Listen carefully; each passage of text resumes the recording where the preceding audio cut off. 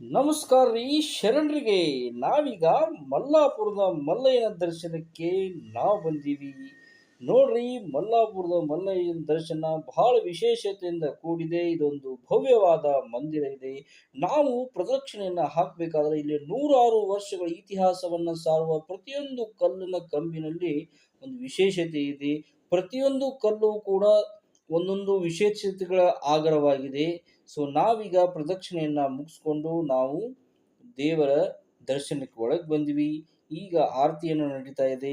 ಈಗ ಆರತಿಯನ್ನು ತಗೊಳ್ಳುವಂಥ ಸಮಯ.